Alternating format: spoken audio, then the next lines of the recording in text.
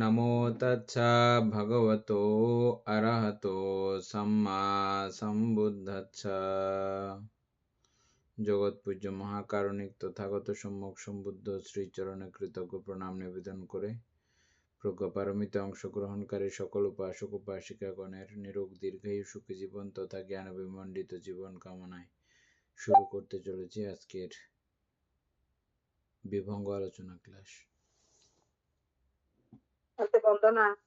মঙ্গলক।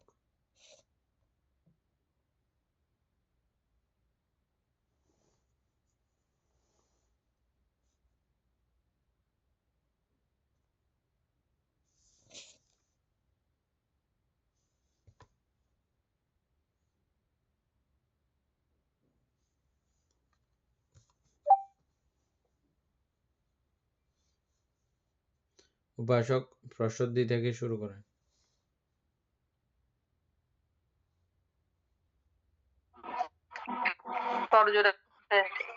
মঙ্গলক। মঙ্গলক।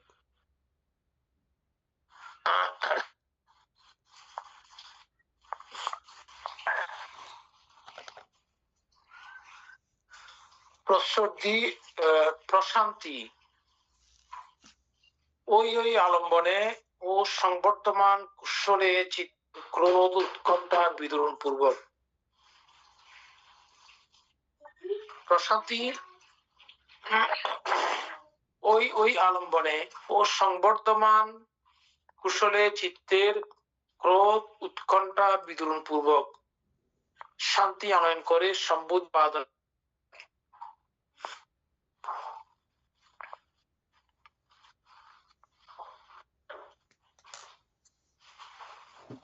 এটার মধ্যে ওই যে আলম্বনের মাধ্যমে আমাদের প্রীতি উৎপন্ন হয়, যেটা গতকালকে আলোচনা হয়েছিল, ওইভাবে প্রীতি উৎপন্ন হওয়ার পরে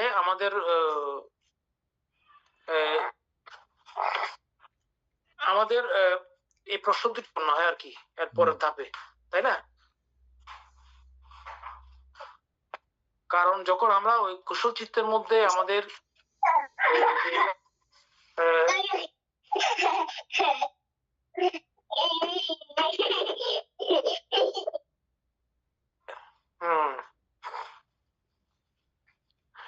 কুশল চিত্তের মধ্যে এখানে কুশল চিত্তের ক্রোধ উৎকণ্ঠা বিদরণ পূর্বক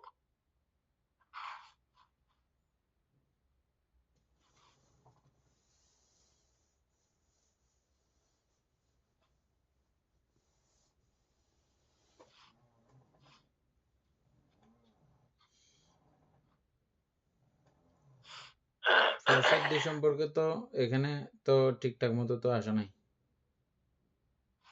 মিলতে পারছি না সে কারণে মনে হয় নাকি।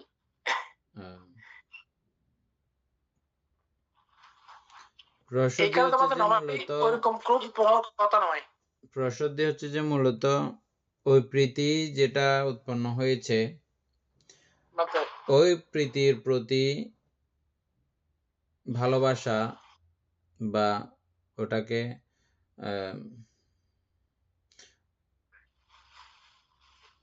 ওইটাকে রেখে দেওয়ার মানে ওইটাকে পছন্দ করা ভালোবাসা পছন্দ করা, হ্যাঁ ওই জাতীয় আর কি ব্যাপারটা। ওইখানে তো এটা আসার কথা না, আমি সেটা বুঝতে পারতেছি না। ভালো, আপনি বুঝতে পারছেন। তারপরে আরো একটু আছে, ব্যাপার আছে, ঠিক একই রকম না আর কি, একটু আছে, ব্যবধান আছে। সুকুমার বাবু একটু করে প্রসদ্ধিটা করতে থাকেন, আপনি দেখতে থাকেন। আর আমাদের এই উপাসক আসছে, আসে নাই? ঠিক আছে, সুকুমার বাবু একটু দেখতে থাকেন ওই জায়গায় গিয়ে প্রসদ্ধিটা, আর এরপরেরটা পড়েন। 6 নম্বর হচ্ছে সমাধি। সম্বোধি উৎপাদনে সমাধির কার্য অতীব প্রকট। একাগ্রচিত্তের আলম্বনময়তাই সমাধি।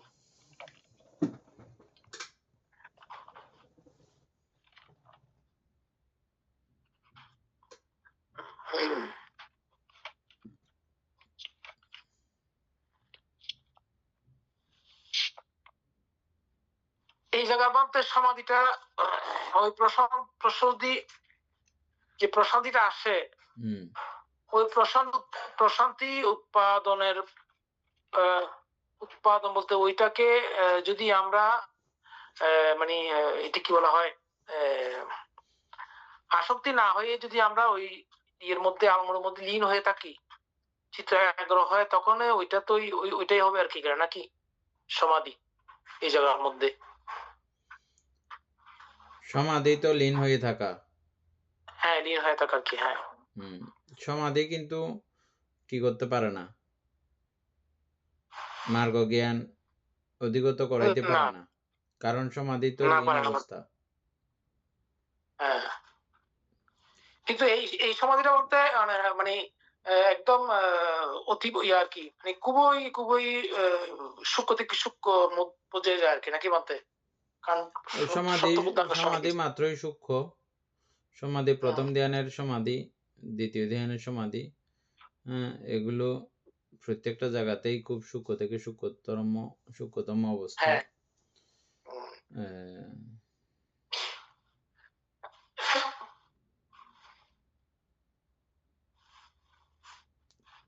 সম্যক সমাধি লাগবে, শুধু সমাধি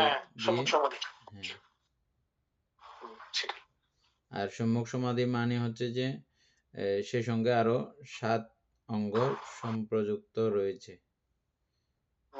তাহলে সম্যক সমাধি।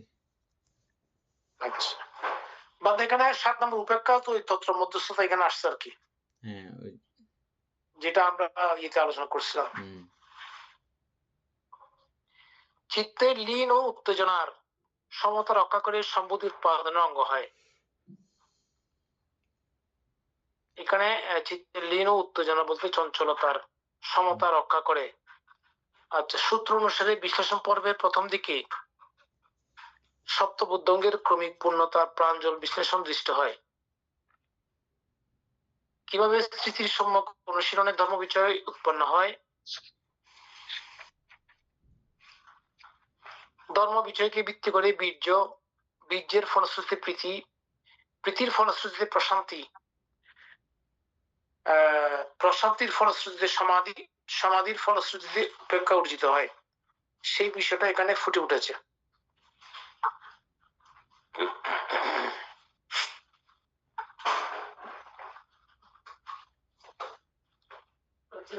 এখানে আর কোনো ই করতে হবে নাকি? চলে যাবো, চলে যান। আচ্ছা, অভিধর্ম অনুসারে বিভাজন পর্বে লোকোত্তর ধ্যান অনুশীলন কালে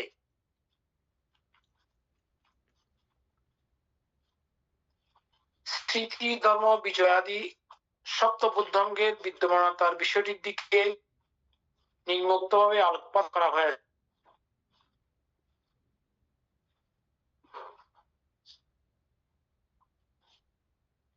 যে সময়ে একজন ভিক্ষু বিমুক্তিদায়ক ও পুনর্জন্ম রোধকারী লোকোত্তর ধ্যান ভাবনা করেন,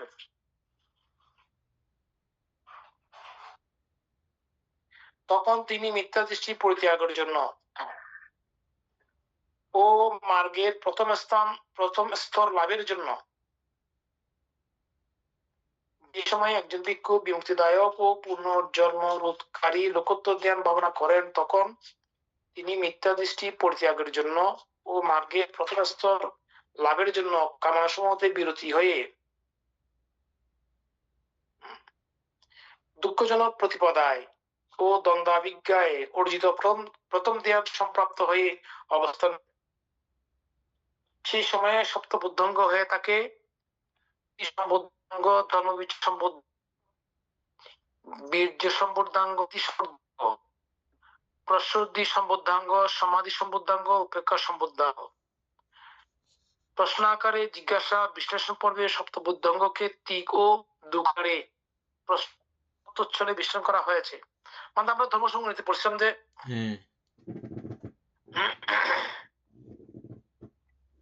ওইটা আমাদের এখানেই আসছে। কিন্তু আমার প্রশ্ন হচ্ছে বলতে এখানে এই যে প্রথম ধ্যান বলা হয়, আমরা প্রথম ধ্যানের মধ্যে এই যে অঙ্গগুলো দেখি, কিন্তু এখানে হচ্ছে সপ্তবুদ্ধাঙ্গ মধ্য দিয়েও প্রথম ধ্যানে কি বিষয় হচ্ছে এখানে?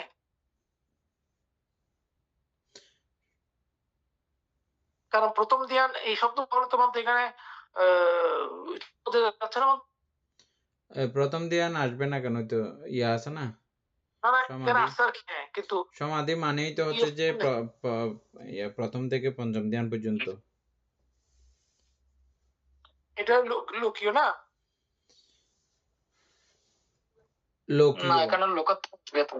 অবশ্যই লোকত্ব তো ঠিক আছে, ওটা না, লৌকিক পর্যায়ে হয় সেটা বলতেছি। সপ্তবুদ্ধাঙ্গ মূলত তো লোকীয় বিষয়। আচ্ছা, সপ্তবুদ্ধাঙ্গ তো লোকীয় বিষয়।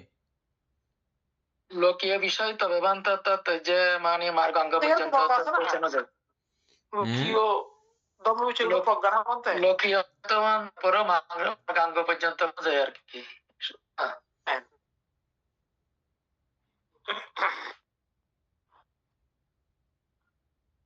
লোকের মাধ্যমে তো আস্তে আস্তে মার্গের মাধ্যমে মানে পার্সোনালি প্রত্যেকটা বিষয় লোকীয়। এগুলো যৌথ সমন্বয়। সপ্তবুদ্ধাঙ্গ যৌথ সমন্বিত হইলে তখনই মার্গ লাভ হয়, আর্যাষ্টাঙ্গিক মার্গের মতো। আর্যাষ্টাঙ্গিক মার্গ অথবা সপ্তবুদ্ধাঙ্গ এগুলো দুটোটা কিন্তু আপনি সপ্তবুদ্ধাঙ্গের মধ্যেও আর্যাষ্টাঙ্গিক মার্গ আছে, আর্যাষ্টাঙ্গিক মার্গের মধ্যেও সপ্তবুদ্ধাঙ্গ আছে। সপ্তবুদ্ধাঙ্গ আছে, হ্যাঁ বন্ধু। পার্সোনালি লোকীয়, কিন্তু আর যৌথ করলে এগুলো লোকোত্তর।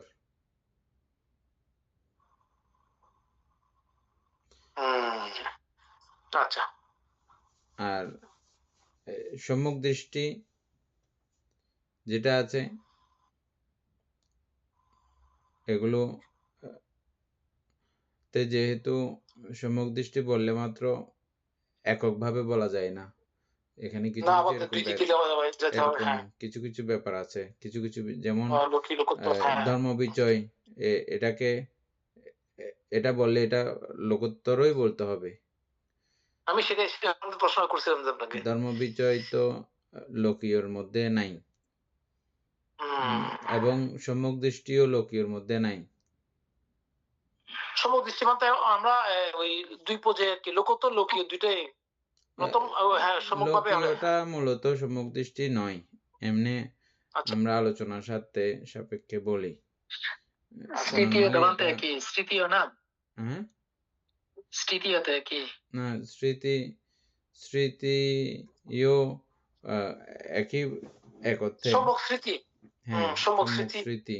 কারণ বলতে স্মৃতিটা তো মানে তো কাই বেদনা চিত্ত ধর্ম এই মানে এগুলোর মাধ্যমে তো মানে তো লোকীয় বলছি এই কারণে, লোকীয় বলছি এই কারণে যে এটা আমরা লৌকিক অবস্থায় এটা অনুশীলন করতেছি, আর এটাকে লোকোত্তর বলা হয় এই কারণে এটা যে মুহূর্তে একসঙ্গে আচরিত হয়,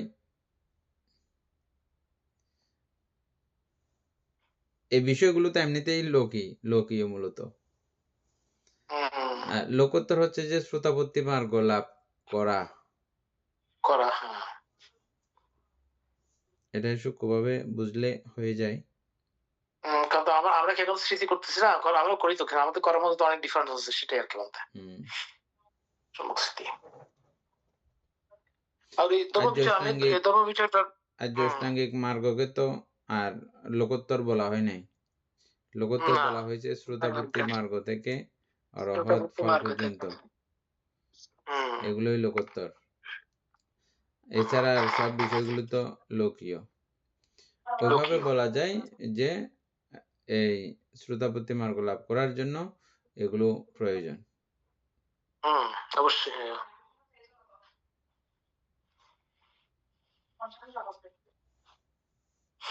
আচ্ছা,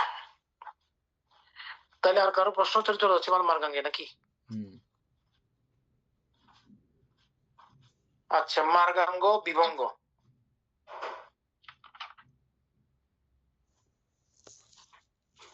কি বলছিল নাকি? মার্গাঙ্গ বলতে বোঝায় যা মার্গের অঙ্গ। এই স্থলে মার্গ হচ্ছে দুঃখ মুক্তির পথ বা উপায়। আর্য অষ্টাঙ্গিক মার্গ হচ্ছে প্রকৃত মার্গাঙ্গ। এই আর্য অষ্টাঙ্গিক মার্গ বিশ্ব সভ্যতায় ভগবান বুদ্ধের এক অভিনব আবিষ্কার।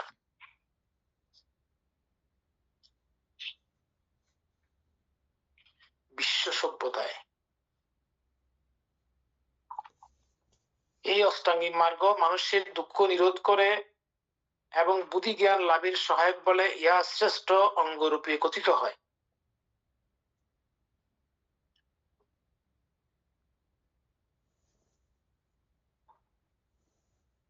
আটটি অঙ্গের সমষ্টি বলে ইহাকে অষ্টাঙ্গিক মার্গ বা মার্গাঙ্গ বলে। অঙ্গ অর্থে উপকরণ, কারণ ইত্যাদি। আর্য অষ্টাঙ্গিক মার্গ হলো অন্ধবিশ্বাস বর্জিত।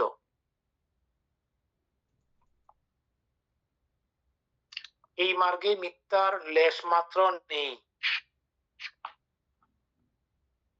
আছে শুধু দুঃখ থেকে মুক্তি লাভের যৌক্তিক ও বৈজ্ঞানিক অনুশীলন।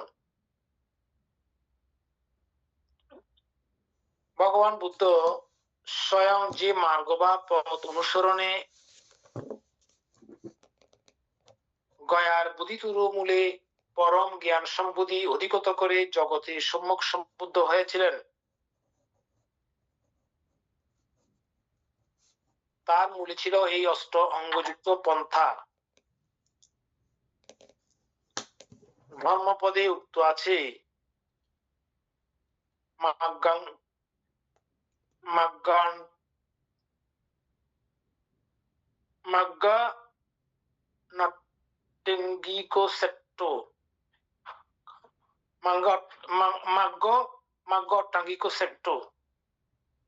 বিশ্ব ব্রহ্মাণ্ডে যত রকমের পথ বিদ্যমান তন্মধ্যে জ্ঞানী মুনি ঋষিদের দ্বারা স্বীকৃত অষ্টাঙ্গিক মার্গ বা পথই শ্রেষ্ঠ।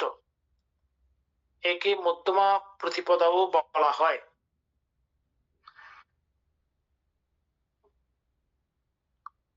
বুদ্ধ বলেছেন সত্যগণের দৃষ্টি বিশুদ্ধির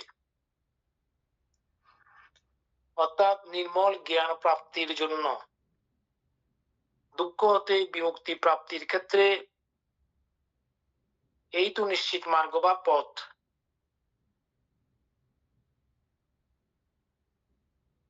এটা ছাড়া অন্য কোনো মার্গ নেই। এই পথ অবলম্বন করে তোমরা দুঃখের অবসান করো। একাধারে অসংযত ভোগবিলাস বা ইন্দ্রিয় চরিতার্থতা এবং অপরদিকে অনাবশ্যক শারীরিক কৃচ্ছ সাধন, এই উভয় পথের মধ্যবর্তী পন্থা হলো এই আর্য অষ্টাঙ্গিক মার্গ। বুদ্ধ বলেছেন তুম্মেহি কিচ্ছাং আতাপ্পাং অক্কাতারু তথাগতা পাটিপান্না পামুক্ষান্তি জায়নো মারাবন্দনা। ধর্মপদ 276 কথা। ধর্মপদের অর্থ কথা বেরিয়েছে নাকি? আচ্ছা, তো আমাদের অ্যাপসেও আছে তো। তাই নাকি? ওইটা মনে পড়ার দরকার ছিল আমাদের। এটা তো খুব সুন্দর, এমনি প্রথম অবস্থায় বেশি ভালো।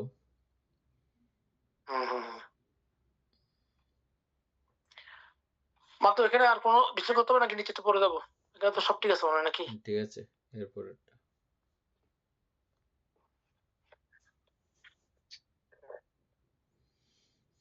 উদ্যম তোমাদেরকেই করতে হবে। তথাগতগণ ধর্ম ব্যাখ্যাতা মাত্র। এই মার্গ অবলম্বী ধ্যানীগণ মার বন্ধন হতে মুক্ত হন। এই পথ একটি প্রস্তুতির পথ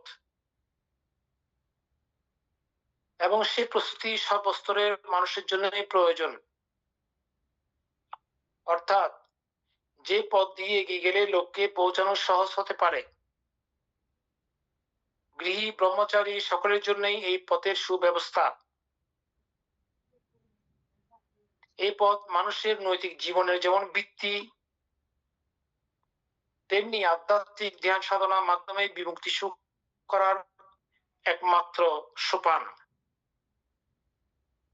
সুতরাং এই আর্য অষ্টাঙ্গিক মার্গই বুদ্ধের ধর্মের ব্যবহারিক ও সক্রিয় অংশ। তা লক্ষ্য নয়, লক্ষ্য নির্বাণ বা তৃষ্ণা কয় ইহা মার্গ। মার্গ যেমন লক্ষ্যস্থানে গমন উপায় মাত্র, লক্ষ্যস্থান নয়।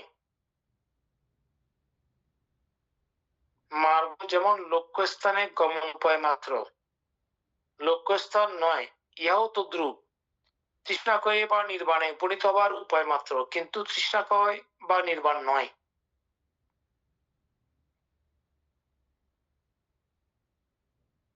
তৃষ্ণা সমস্ত দুঃখের মূলীভূত হেতু।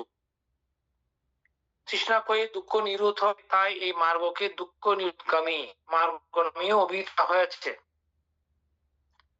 চারি আর্য সত্যের মধ্যে চতুর্থ আর্য সত্যের দুঃখ নিরোধগামিনী প্রতিপদা বা দুঃখ নিরোধ রূপা বুদ্ধের প্রদর্শিত আর্য অষ্টাঙ্গিক মার্গ।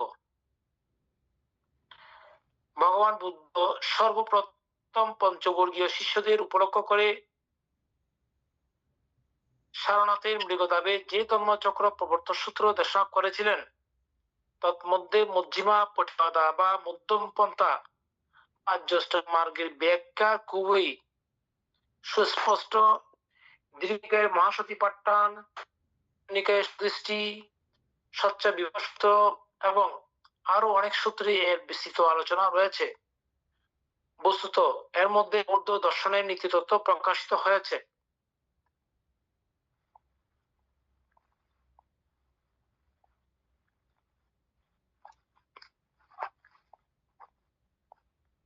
এই অধ্যায়ে ত্রিবিধ প্রকারে মার্গকে বিশ্লেষণ করা হচ্ছে। বিভাজন আশ্রিত, বিরাগ আশ্রিত, নিরূপ আশ্রিত, বিসর্জন পরিণামী, দৃষ্টি, সম্যক সংকল্প আদি অষ্টাঙ্গিক মার্গের অনুশীলনের দিকে আলোকপাত করা হয়েছে। এখানে মধ্যে বিবেক আশ্রিত, বিরাগ আশ্রিত,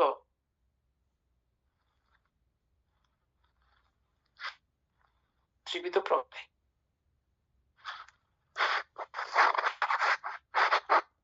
নিরুত আশ্রিত, বিসর্জন, সম্যক দৃষ্টি। এটাকে কি আশ্রয় কথা বলেছে কেন নাকি? এই অধ্যায়ে ত্রিবিধ প্রকারে আর্য অষ্টাঙ্গিক মার্গকে বিশ্লেষণ করা হয়েছে। সূত্র অনুসারে বিভাজন পর্বে বিবেক আশ্রিত, বিরাগ আশ্রিত, নিরোধ আশ্রিত, বুঝছেন? বিবেক বুঝেন তো না? আবেগ, বিবেককে আশ্রয় করে আমাদের যেমন প্রথম সূচনা আর কি, বুঝছেন? এখন এখন হচ্ছে যে হ্যাঁ, বিবেককে আশ্রয় করে যে আর্যষ্টাঙ্গিক মার্গবোধ, মার্গ জ্ঞান আপনার উৎপন্ন হয়। এখন আপনি নর্মালি তো বুঝেন এই আর্যষ্টাঙ্গিক মার্গ আচরণ করলে যে এখন থেকে সুখী হওয়ার ব্যাপার তৈরি হয়ে গেছে, স্বস্তি লাভ করার ব্যাপার তৈরি হয়ে গেছে, এটা বিবেক। এটা আবেগে না, আবেগ বর্জিত হয়ে বিবেক উৎপন্ন হয়ে গেছে যে জ্ঞান সম্পৃক্ত মধ্যে। হ্যাঁ, তারপরে এবার বিরাগ, বুঝছেন? বিরাগ আশ্রিত মানে কি? বিরাগ মানে কি? বিরাগ বলতে রাগ, লোভ। বিরাগ মানে ইয়া কি? লোভহীন, তৃষ্ণাহীন। লোভহীন আর কি? এটা কি? তৃষ্ণাহীন, অমোহ। ওই তৃষ্ণাহীনতা বা তৃষ্ণাহীন করবে আমাকে বা আমার চিত্তকে, ওইভাবে এটাকে যখন গ্রহণ করা হয়, তিনি যখন দেখতে পান এটা দ্বারা তো ক্রমেই আমার তৃষ্ণা ক্ষয় হয়ে আসতেছে, হ্যাঁ, এবং ওই রকম যখন অবস্থা তৈরি হয়, এটা হচ্ছে যে বিরাগ আশ্রিত আর্যষ্টাঙ্গিক মার্গ। তারপর হচ্ছে নিরোধ আশ্রিত, যখন সে নিরোধ দেখতে পায়। কিসের নিরোধ?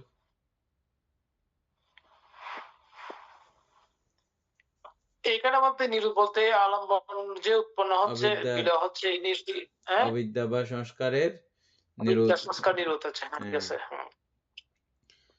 হচ্ছে যখন দেখতে পাই তখন হচ্ছে যে এই নিরুদাশ্রিত এবং হুম, বা নির্বাণ আশ্রিত শ্রোতাপত্তি অবস্থা থেকে এটা বোঝানো হয়েছে লাস্টেরটা শ্রোতাপত্তি মার্গ থেকে।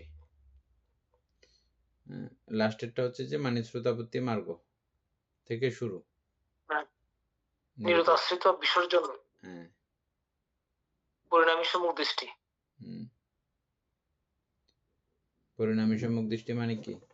শ্রোতাপত্তি। শ্রোতাপত্তি, আচ্ছা হুম। আচ্ছা, নিরুদাশ্রিত বিসর্জন হলেই সম্মুখ দৃষ্টিতে মানে তবে শ্রোতাপন্ন হবে আর কি। পরিণামী বলতে পরিণাম। একেবারে চরম চরম পর্যায়ের মানে এখনই হয়ে যাবে বা হুম, হয়ে যাওয়ার কাছাকাছি এরকম একটা পরিণামী বলতে এটা বোঝায়। তবে নর্মালি নিরুদাশ্রিত প্রজ্ঞা হচ্ছে যে ফাইনালি লোকোত্তর। লোকোত্তর লোকোত্তর। পর্যায়ে, তারপরে সম্মুখ দৃষ্টি। পরিণামী সম্মুখ দৃষ্টি, সম্যক সংকল্প আদি অষ্টাঙ্গিক মার্গের অনুশীলনের দিকে আলোকপাত করা হয়েছে। আচ্ছা, ঠিক আছে মানতে, জিনিসটা ক্লিয়ার হয়েছে এখন। অভিধর্ম অনুসারে বিভাজন পর্বে বিমুক্তিদায়ক ও পুনর্জন্ম রোধকারী লোকোত্তর ধ্যান ভাবনাকালে অষ্টাঙ্গিক মার্গ ও পুনর্জন্ম রোধকারী লোকোত্তর ধ্যান ভাবনাকালে অষ্টাঙ্গ মার্গ পঞ্চাঙ্গিক মার্গ অনুশীলনের বিষয়টি প্রকটিত হয়েছে।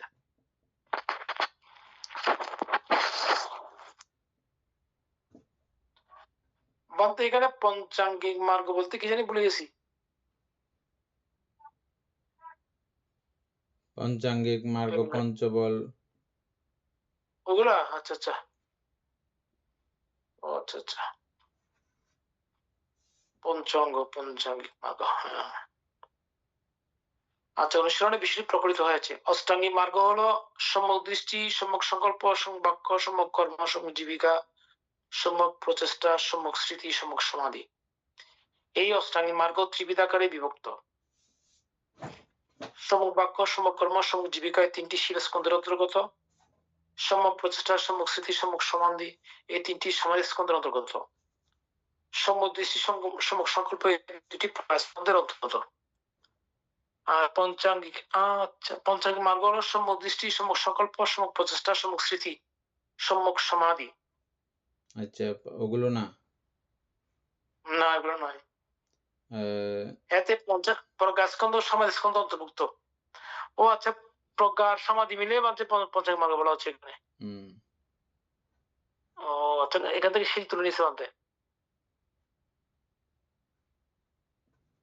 আচ্ছা, একটু দেখে নিই মানতে জিনিসটা নতুন করে কি বলা হচ্ছে। অভিধর্ম অনুসারে বিভাজন পর্বে বিমুক্তিদায়ক ও পুনর্জন্ম রোধকারী লোকোত্তর ধ্যান ভাবনাকালে অষ্টাঙ্গিক মার্গ ও পঞ্চাঙ্গিক মার্গ অনুশীলনের বিষয়টি প্রকটিত হয়েছে। ও আচ্ছা, তার মানে শিরস্কন্ধ তোমার এটা থাকবে, তখন আর প্রয়োজন নাই আর কি, বাকি ওই দুইটাকে মোটামুটি করা হচ্ছে আর কি, প্রয়োজন নাই হিসেবে প্রজ্ঞার সমাধি অটোমেটিক মিউট হয়ে গেছে আবার। আচ্ছা, প্রজ্ঞাস্কন্ধ সমাধিস্কন্ধ ফার্স্টটা আবার বলেন তো, ঠিক আছে, পড়ে দেবো। ফার্স্টটা আবার বলেন। পঞ্চাঙ্গ মানে আপনার তো মিউট হয়ে গেছে।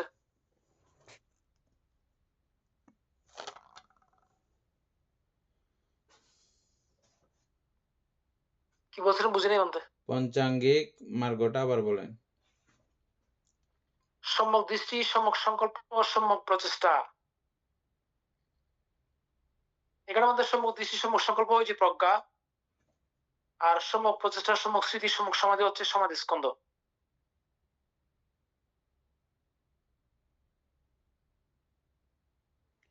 আর্যষ্টাঙ্গিক মার্গ হলো মার্গ থেকে ওই শিরাস্কন্ধটা মধ্যে বাদ দিয়ে তিনটা ওই দুটো দিয়ে করছে। এটা আমরা আগে পাইছিলাম মানতে, ঠিক আছে এগুলো আমরা ঠিক আছে, সম্যক আমি পাইনি, জীবিকা, আমি লিখে রাখছিলাম এগুলো, এখন খুঁজে পাচ্ছি না। সম্যক স্মৃতি, সম্যক সমাধি,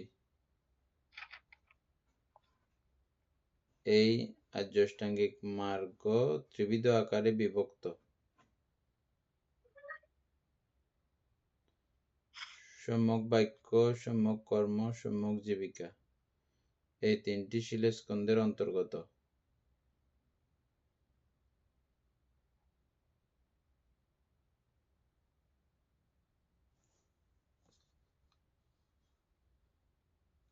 তারপরে সবকিছু মিলিয়ে সমাধি প্রজ্ঞাস্কন্ধের অন্তর্গত। এই 2টি প্রজ্ঞাস্কন্ধের অন্তর্গত। পঞ্চাঙ্গিক মার্গ হলো সম্যক দৃষ্টি। আপনার স্পিকার বন্ধ হয়ে গেছে, সমস্যা হচ্ছে।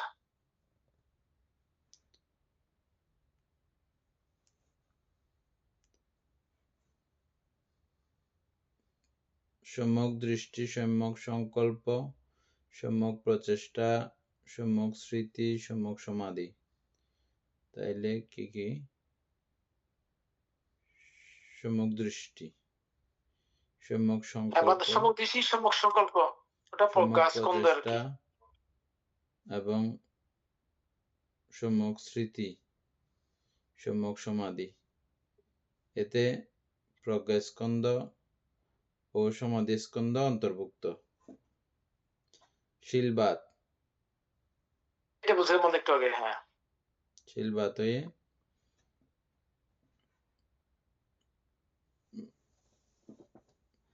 স্টার্ট করে ফেললে তখন শিল অটোমেটিক ভাবে আবার থাকে। মিউট হয়ে গেছে আপনারটা।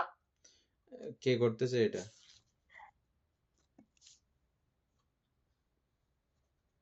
কি সমস্যা হচ্ছে কি জানি। কি বলছিলেন মানে আপনি বুঝিনি? শিলস্কন্ধ যখন ভাবনা স্টার্ট করা হয়ে যায়, শুরু করা হয়ে যায়, তখন তো আর এগুলোর প্রয়োজন নাই, না এটা অটোমেটিক থাকে মাত্র, সে কারণে আর কি। অটোমেটিক থাকে সেজন্য।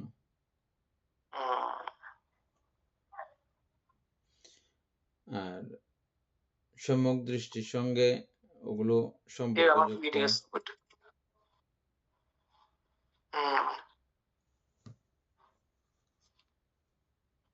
তারপরে আচ্ছা,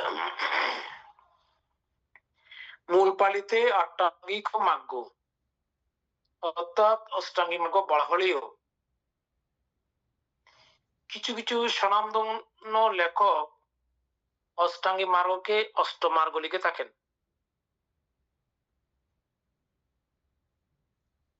আমাদের মতে তা এক মহা ভুল, কারণ অষ্টাঙ্গিক মার্গ অর্থ 8টি অঙ্গ সমন্বিত একটি মাত্র পথ বা মার্গ, যা দুঃখ মুক্তির দিকে চালিত করে।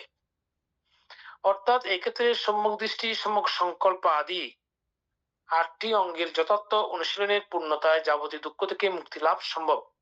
আর অষ্টমার্গ বলতে 8টি পৃথক মার্গ বা পথ।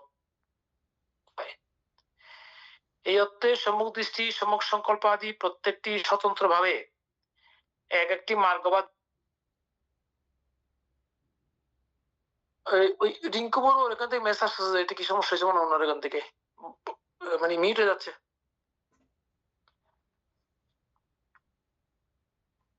আচ্ছা, হ্যাঁ, এই অর্থে সম্যক দৃষ্টি, সম্যক সংকল্প আদি প্রত্যেকটি স্বতন্ত্রভাবে এক একটি মার্গ বা দুঃখ মুক্তির উপায় বলে বিবেচিত হয়। এরূপ হলে সম্যক দৃষ্টি বা সম্যক সংকল্প আদির মধ্যে যে কোনো একটি অনুশীলন করলে দুঃখ মুক্তি সম্ভব। হ্যাঁ, কেউ যদি শুধু সম্যক বাক্য অনুসরণ করেন বা অন্যান্য যে কোনো একটি অনুসরণ করেন, কখনোই তিনি যাবতীয় দুঃখের অন্তঃসাধন করে নির্বাণ সাক্ষাৎ করতে পারবেন না। জীবন্ত দেহের প্রত্যেক অঙ্গের সমষ্টিকে মানুষ বলা চলে, শুধু হাতকে বা নাককে বা চোখকে তো আমরা মানুষ বলতে পারি না। তদ্রুপ ভাবে সম্যক দৃষ্টি, সম্যক সংকল্প আদি 8টি অঙ্গ, 8 অঙ্গ সমন্বিত অষ্টাঙ্গিক মার্গ যথার্থভাবে অনুসরণ করা হলে দুঃখ মুক্তি সম্ভব। মার্গাঙ্গ সেবা দেখুন ধ্যান ও বিভঙ্গ 12, ওটা তো আর কোনো কিছু তো ইয়ে নেই না। আচ্ছা, এই অধ্যায়ে ধ্যানকে ত্রিবিধ প্রণালীতে বিশ্লেষণ করা হয়েছে। ধ্যান ও বিভঙ্গ সূত্র অনুসারে বিভাজন পর্বে প্রাতিমুখ্য সংবর, বোজনে মাত্রাজ্ঞতা, জাগরণশীলতা, নির্জন শয়নাসন,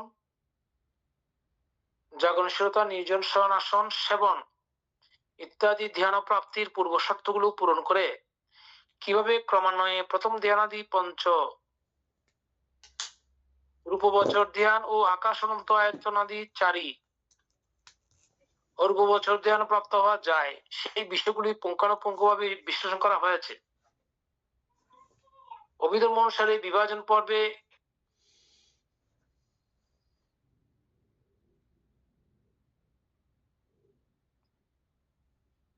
রূপবচর কুশল, অরূপবচর কুশল, লোকোত্তর কুশল, রূপবচর বিপাক, অরূপবচর বিপাক, লোকোত্তর বিপাক ও রূপবচর ক্রিয়া আকারে ধ্যানাঙ্গ সমূহে সূক্ষ্ম বিশ্লেষণ করা হয়েছে। বলতে রূপ বচর ক্রিয়া এটা কোন জায়গায় বলতে এটা তো পাইনি, মানে রূপ বচর ক্রিয়া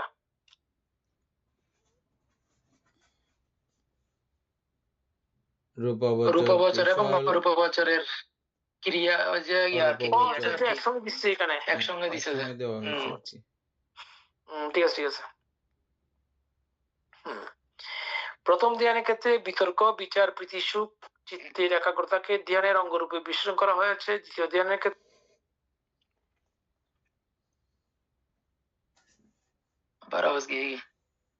এর মধ্যে ওই ইয়ের মন্ত্র আছে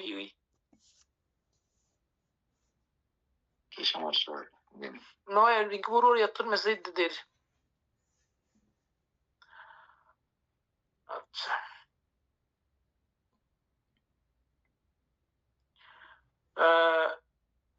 দ্বিতীয় ধ্যানের ক্ষেত্রে প্রীতি সুখ চিত্তের একাগ্রতাকে, তৃতীয় ধ্যানের ক্ষেত্রে সুখ চিত্তের একাগ্রতাকে, চতুর্থ ধ্যানের ক্ষেত্রে উপেক্ষা চিত্তের একাগ্রতাকে, পঞ্চম ধ্যানের ক্ষেত্রে উপেক্ষা চিত্তের একাগ্রতাকে ধ্যানের অঙ্গরূপে বিশ্লেষণ করা হয়েছে এবং অরূপ ধ্যানের প্রত্যেকটি ক্ষেত্রেও উপেক্ষা চিত্তের একাগ্রতাকে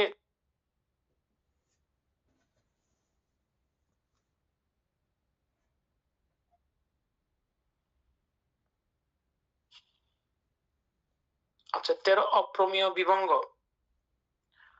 অপ্রমেয় বিভঙ্গে 4 প্রকার অপ্রমেয় অর্থাৎ মৈত্রী, করুণা, মুদিতা ও উপেক্ষার ত্রিবিধ প্রণালীতে পুঙ্খানুপুঙ্খরূপে বিশ্লেষণ দৃষ্ট হয়।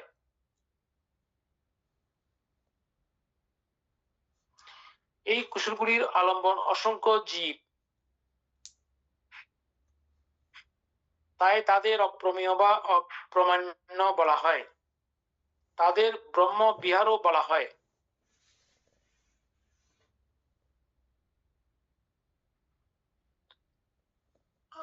মৈত্রী শব্দের পালি হলো মেত্তা, ইহা মৃদু ধাতু নিষ্পন্ন শব্দ। এর অর্থ কোমল হওয়া, ভালোবাসা। সংস্কৃত অনুসারে মিত্র স্বভাব মৈত্রী, যা মনকে কোমল করে, অর্থাৎ মিত্রতা স্বভাবই মৈত্রী।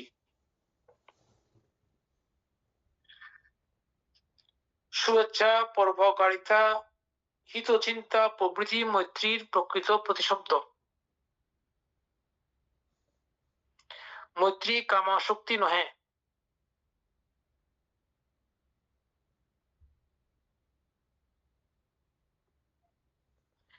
মৈত্রী কাম আসক্তি নয়।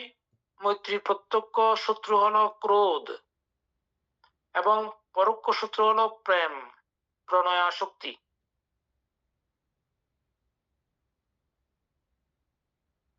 ও আচ্ছা,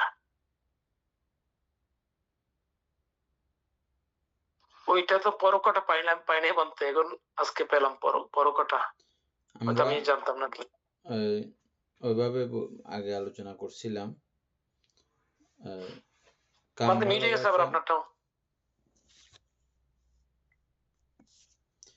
কাম ভালোবাসা এবং নিষ্কাম ভালোবাসা রিঙ্কু পড়েন এরপর থেকে। রিঙ্কু পূর্ব পড়েন এরপর থেকে।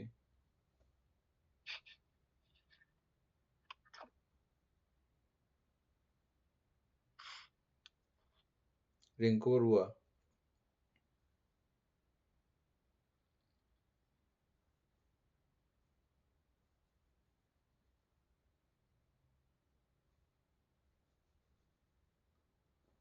হয়তো নাই, মনে আছে মনে হয়।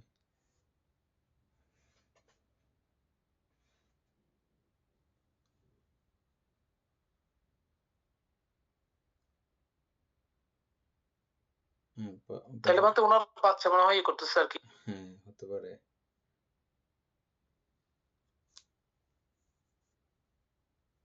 হ্যাঁ পড়েন।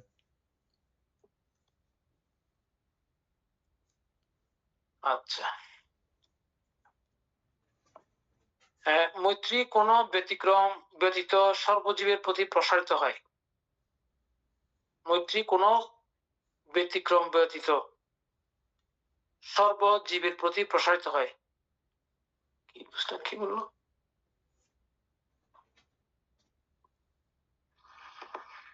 ও আচ্ছা, হ্যাঁ বুঝা গেছে। সর্বসত্বের সঙ্গে একাত্ম বোধই মৈত্রীর বিকাশ। সর্বজীবের প্রতি অকপট আন্তরিক শুভেচ্ছা এবং মঙ্গলেচ্ছাই মৈত্রী। ইহা দেশ প্রশমন করে, নিঃস্বার্থ পরোপকার ইহার লক্ষণ।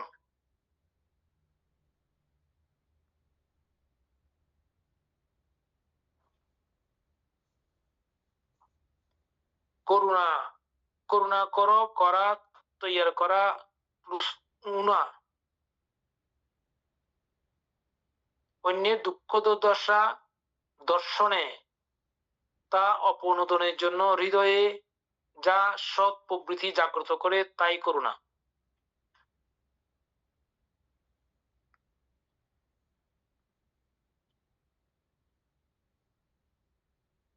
তৈয়ার অন্যের করা, দুঃখ বিমোচন, তৈয়ার করা যোগ উনা, বলতে করুণা। করুণা, করুণা করো, করা তৈয়ার করা প্লাস প্লুস উনা। কিন্তু এটা তোমাদের বেকারা দেয় নাই তো আর। ওনার ব্যাখ্যা নাই না? না, সেই জন্য এটা সন্ধি বিচ্ছেদ করছে যে আর কি। হ্যাঁ, না ওখানেও করছে না। মেত্তা ইহা মিথ্যা তো নিষ্পন্ন শব্দ, ওইটা ওটা তো বুঝে গেছে মিলছে, মিথ্যা। এটা মিলতেছে না আর কি। এটা শব্দ সম্পর্কে আমরা সেটাই, পরিচিত না। সেটাই বলতে। তৈয়ার করা, করুণা। উনাটা বিশ্লেষণ করা নাই আর কি, তৈরি করা বুঝতেছে। হ্যাঁ, আচ্ছা যাই হোক, আচ্ছা, অন্যের দুঃখ দুর্দশা দর্শনে অপনোদনে হৃদয়ের হৃদয়ে যা সত্য প্রীতি জাগ্রত করে তাই করুণা। অন্যের দুঃখ বিমোচনে মুক্ত হওয়াই করুণা। দুঃখ বিমোচনের চাই ইয়ার মূল লক্ষণ, মুখ্য লক্ষণ সরি। হিংসা ইহা প্রত্যক্ষ শত্রু। অপনোদন অর্থে উনা আর কি। উনা মানে খালি আর কি। আচ্ছা, অপনোদন বলতে ত্যাগ করা। হ্যাঁ, ওই যে দুঃখ ত্যাগ করার জন্য, দুঃখ মানে বিমোচন করে দেওয়ার জন্য অপনোদন, উনা ওই অর্থে উনা। হ্যাঁ বাদ ঠিক আছে। আচ্ছা, করুণা না, হিংসা ইহার প্রত্যক্ষ শত্রু এবং দৌমনস্য ইহার পরোক্ষ শত্রু। দুর্মনতা, দুঃখ বিমোচনের চাই ইহার মূল লক্ষণ। হিংসা ইহার প্রত্যক্ষ শত্রু করুণার, এবং দৌমনস্য ইহার পরোক্ষ শত্রু।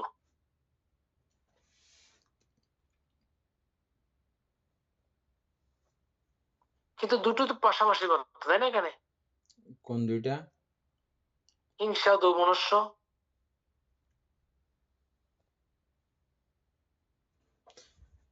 হিংসা ইহার প্রত্যক্ষ শত্রু। হিংসা আর দমনস্য একই না তো। পাশাপাশি না বলতে পাশাপাশি ঠিক আছে, একই না। সেটাই বুঝতে চাচ্ছি। হ্যাঁ, তো ওই জন্য বলতে এটা প্রত্যক্ষ আর পরোক্ষ ঠিক বুঝতেছি না, সে কারণে আমি আবার প্রশ্ন করছি। আহ, দমনুষ্য বলতে মূলত এই একটাকে কেন্দ্র করে সবগুলোই বোঝানো হয়।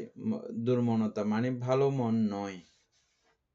হুম দুর্মনতা মানে হচ্ছে ভালো মন নয়। ভালো মন নয় বলতে আমরা কি বুঝি?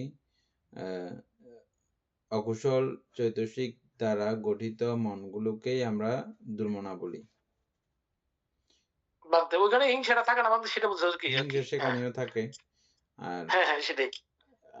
হিংসা শুধু আলাদা একটা ভাবে, আর দমনুষ্য হ্যাঁ, বললে কিন্তু এটা পুরো মানে অনেকগুলো বিষয় একসঙ্গে চলে আসে কিন্তু।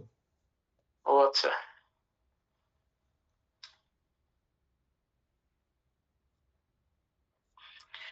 করুণা সর্ব দুঃখ পীড়িত জীবগণের প্রতি প্রসারিত হয়। ইহা নিষ্ঠুরতা প্রত্যাখ্যান করে, পরের দুঃখ অসহনতা করুণার স্বভাব, মাৎসর্য ইহা প্রতিপক্ষ। পর দুঃখে হৃদয় কম্পিত করে দে বলে অনুকম্পা ইহার অন্য নাম। সাব্বে সত্তা সাব্বা দুঃখা পামুচ্চান্ত, ইহাই করুণা ভাবনার মন্ত্র। করুণার আলম্বন পরের দুঃখ, মাৎসর্য চিত্তকে সংকুচিত করে আমিত্বময় করে, করুণা চিত্তকে প্রসারিত করে আমিত্বহীন করে। মাৎসর্যের হ্রাস বৃদ্ধির অনুপাতে করুণার বৃদ্ধি হ্রাস পায়। কয়েকবার সুন্দর কিছু এখানে ইয়ে আসছে আর কি।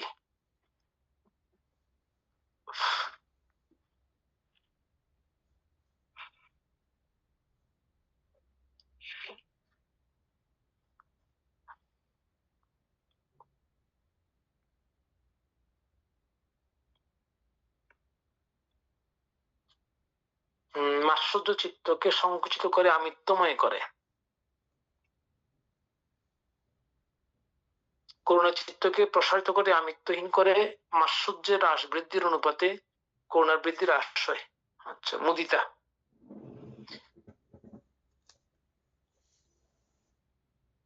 এটা কি মুত ধাতু নিষ্পন্ন তুষ্ট হবা? আচ্ছা, মানে অনুমোদন, পরে অনুমোদন, মুদ, বুঝিনি। অনুমোদন অর্থে মুদ। হ্যাঁ, মুদ আচ্ছা আচ্ছা আচ্ছা।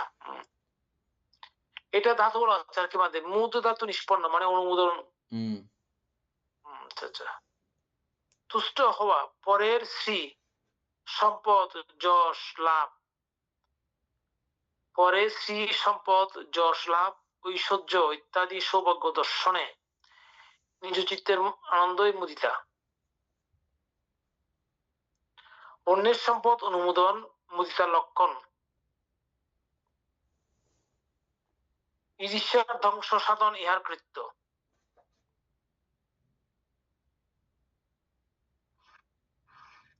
ইহার প্রত্যক্ষ শত্রু হলো ঈর্ষা এবং পরোক্ষ শত্রু হলো পরিহাস। আচ্ছা,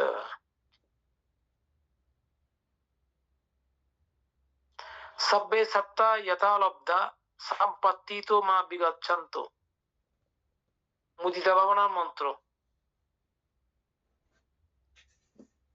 মুদিতার আলম্বন পরের সম্পদ, মুদিতার বৃদ্ধি হ্রাসের অনুপাতে ঈর্ষা হ্রাস বৃদ্ধি হয়।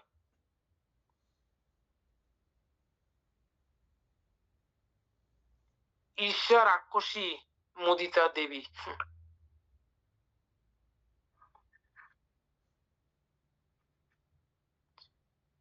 উপেক্ষা উপ নিরপেক্ষ ভাবে ন্যায়সঙ্গত ভাবে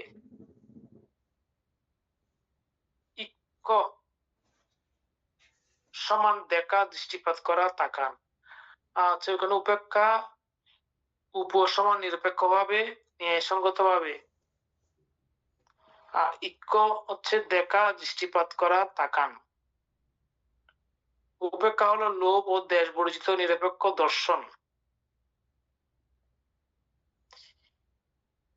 ইহা মনের সাম্যাবস্থা। রাগ অর্থাৎ ইন্দ্রিয় অনুরাগ, ইহা প্রত্যক্ষ শত্রু, এবং নির্বোধ উপেক্ষা ইহার পরোক্ষ শত্রু। রাগ ইহার প্রত্যক্ষ শত্রু এবং নির্বোধ উপেক্ষা ইহার পরোক্ষ শত্রু। লোভ এবং দেশ উপেক্ষা দ্বারা পরিত্যক্ত হয়।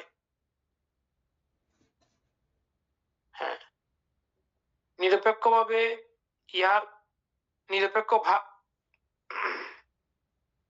ইহার মুখ্য লক্ষণ।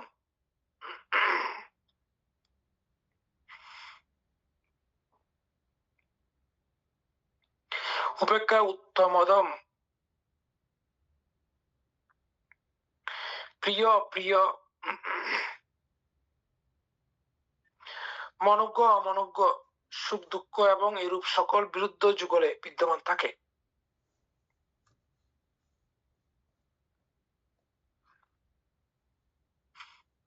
উপেক্ষা উত্তম অধম, প্রিয় প্রিয়,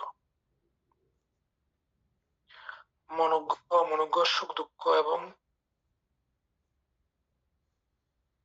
এরূপ সকল বিরুদ্ধ যুগলে বিদ্যমান থাকে।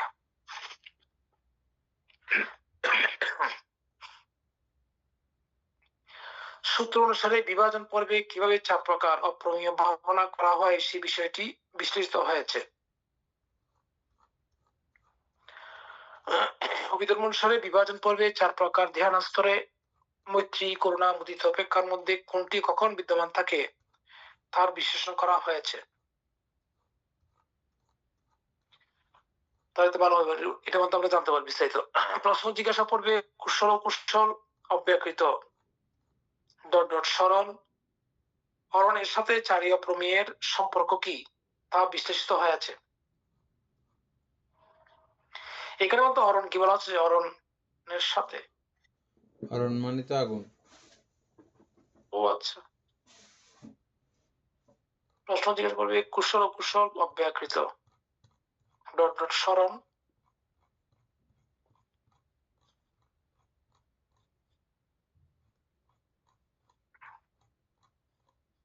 হরণের সাথে চারীয় প্রমেয়ের সম্পর্ক কি তা বিশদ হয়েছে।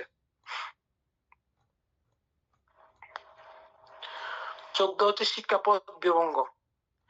শিক্ষাপদ বিভঙ্গে পঞ্চশীল নামে পরিচিত 5 প্রকার শিক্ষাপদকে বিশ্লেষণ করা হয়েছে। তা হলো প্রাণী হত্যা হতে বিরোধী শিক্ষাপদ, অদত্ত গ্রহণ চুরি হতে বিরোধী শিক্ষাপদ, মিথ্যা কামবচর হতে বিরোধী শিক্ষাপদ, মিথ্যা ভাষণ হতে বিরোধী শিক্ষাপদ, সুরা মরিয় মধ্য ইত্যাদি প্রমাদজনক বস্তু সেবন হতে বিরোধী শিক্ষাপদ। এই অধ্যায়ে অভিধর্ম অনুসারে বিভাজন ও প্রশ্ন জিজ্ঞাসা পর্বের মাধ্যমে পঞ্চ শিক্ষাপদকে বিভাজন করা হয়েছে। অভিধর্ম অনুসারে বিভাজন পর্বে প্রাণী হত্যা, চুরি, ব্যভিচার, মিথ্যা ভাষণ, সূরা মরিয়ম মধ্যাদি প্রমাদজনক বস্তু সেবন বিরতির সময়ে যে কুশল চিত্ত উৎপন্ন হয় সেই চিত্তগুলোর অবস্থা বিশ্লেষণ করা হয়েছে। যেমন সেখানে বলা হয়েছে প্রাণী হত্যাতে বিরোধী শিক্ষাপদ কিরূপ। যে সময়ে প্রাণী হত্যা বর্জনকারী সমস্ত জ্ঞান সম্পযুক্ত কামবচর কুশল চিত্ত উৎপন্ন হয়, সেই সময়ে যা প্রাণী হত্যা ত্যাগ, বর্জন, পরিত্যাগ, বিরতি ও ক্রিয়াকরণ, দোষ বর্জন, সীমা অতিক্রম, সেতুঘাত, প্রাণী হত্যার হেতু বা কারণ ধ্বংস, সেতুঘাত তত্ত্বকে প্রাণী হত্যার হেতু বা কারণ ধ্বংস, ইহাকে প্রাণী হত্যা হতে বিরতি শিক্ষাপদ বলে। অবশিষ্ট ধর্মসমূহ বিরতির সহিত সম্প্রযুক্ত।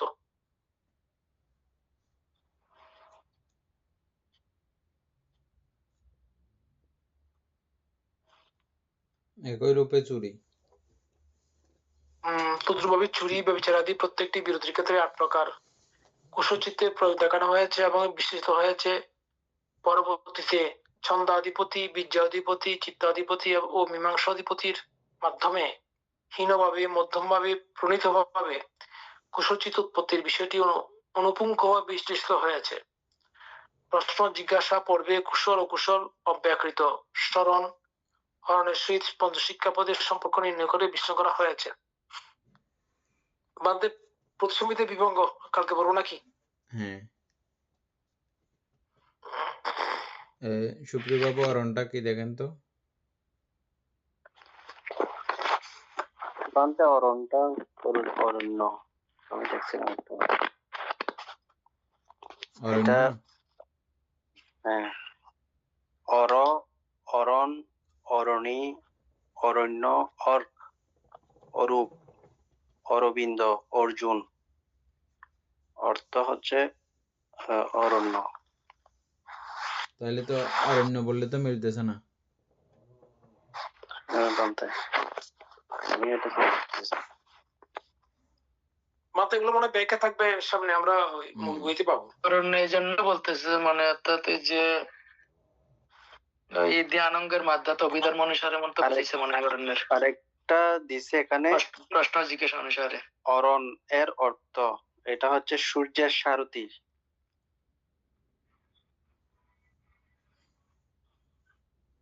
অরণ সূর্যের সারথিও লিখছে এখানে। সূর্য, ওই আগুন, সূর্যের সারথি, গরুরের জ্যেষ্ঠ ভ্রাতা, সদ্য উদিত সূর্য। আচ্ছা কালকে দেখবো এটা। সদ্ধর্ম প্রাণ প্রিয় উপাসক উপাসিকা বৃন্দ, এতক্ষণ যাবৎ আমরা অভিধর্ম চর্চায়, অভিধর্মের মধ্যে বিভঙ্গ চর্চা করেছি।